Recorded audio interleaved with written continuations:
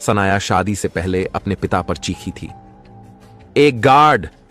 आप चाहते हैं कि मैं अपनी पूरी जिंदगी एक दरवाजे पर खड़े होने वाले के साथ बिताऊं?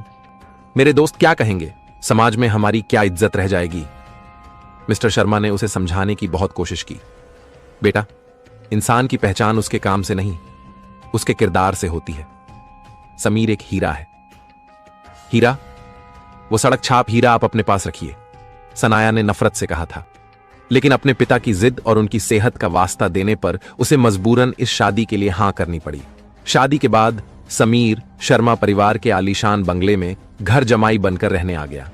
बंगले की चमक धमक और शान शौकत किसी महल से कम नहीं थी, लेकिन समीर के लिए यह एक सोने का पिंजरा साबित होने वाला था।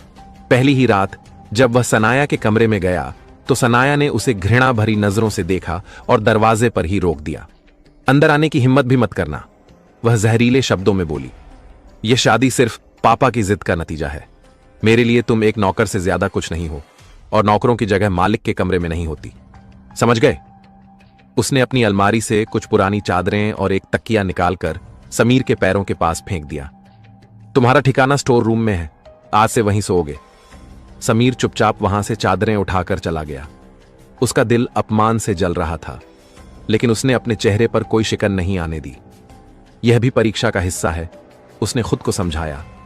स्टोर रूम धूल और पुराने सामान से भरा था। एक कोने में खुद के लिए जगह बनाकर वह लेट गया। जो इंसान मखमली गद्दों पर सोता था, आज वह जमीन पर एक पुरानी चादर बिछाए लेटा था। लेकिन उसकी आंखों में नींद नहीं, बल्कि आने वाले कल की चुनौती थी। अगली सुबह से ही उसे उसकी औकात याद दिलाने का सिलसिला शुरू हो गया। कविता जी ने उसे सुबह सुबह ही उठा दिया।